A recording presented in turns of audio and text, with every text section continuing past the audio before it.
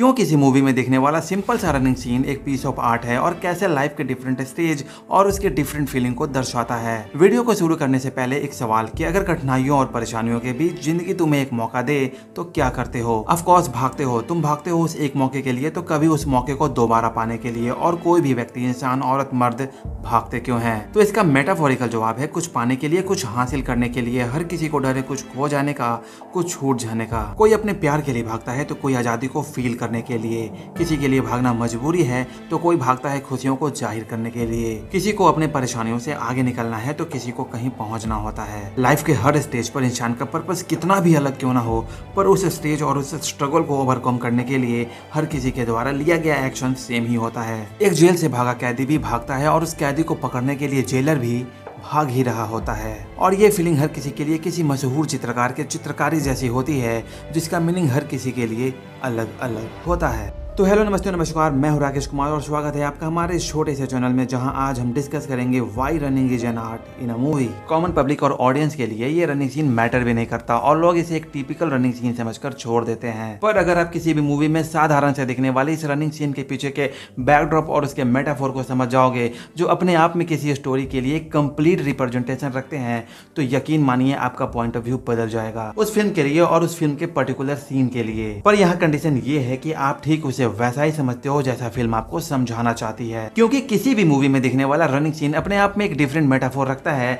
और उस फिल्म के डिफरेंट सिचुएशन को एक्सप्लेन करता है। किसी भी रनिंग सीन को इम्पैक्टफुल प्रोटैगनिस्ट या उसको कितने बड़े स्केल पर शूट किया गया है ये नहीं बनाता, बल्कि उसको इम्पैक्टफुल बनाता है उस रनिंग सीन के पीछे का सिचुएशन और उसको डिस्क्राइब करने के लिए बेहतरीन कैमरा वर्क। तो हम इस सिचुएशन को और बेहतर ढंग से समझने के लिए इसे कुछ पॉइंट में बांटेंगे, जिसमें से पहला है run like it's your last chance. आपने विल स्मिथ की परसूट ऑफ हैप्पीनेस तो देखी ही होगी।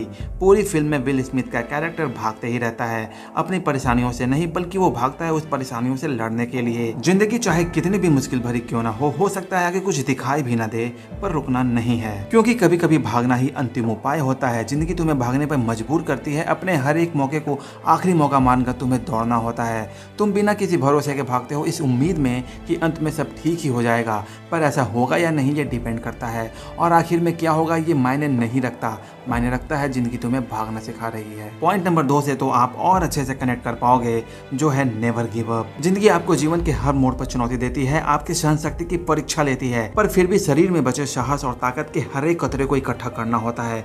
आपको हिम्मत जुटानी होती है भागने के लिए, क्योंकि तब भागना ही एकमात्र उपाय है उस सिचुएशन को ओवरकम करने के लिए। क्योंकि आप अगर तब नहीं भागे तो हो सकता है जिंदगी आपको दूसरा मौका दे भी दे, पर शायद आपकी आत्मा उन पैरों पर खड़ी ना हो पाएगी अगर आप गिव अप कर देते हो। और इस पूरे सिचुएशन को बढ़िया और बेहतर ढंग से दिखाती है टॉम हैंक्स की क्लासिक फॉरेस्ट गंप और फरहान अख्तर की भाग मिल्खा भाग। अपनी कश्मकश और कमजोरियों को इग्नोर करने नेवर गिव अप का ये सिचुएशन इन रनिंग सीन को मेमोरेबल बनाती है, जो यह दिखाती है कि कैसे इंसान अपनी क्षमताओं को भी पार कर जाता है वो हासिल करने के लिए जो एक वक्त पर इम्पॉसिबल था। और पॉइंट नंबर 3 की बात करें तो वो है रन फॉर लव वंस, और इस पॉइंट को बढ़िया से डिस्क्राइब करते हैं अपने आशिक लौंडे।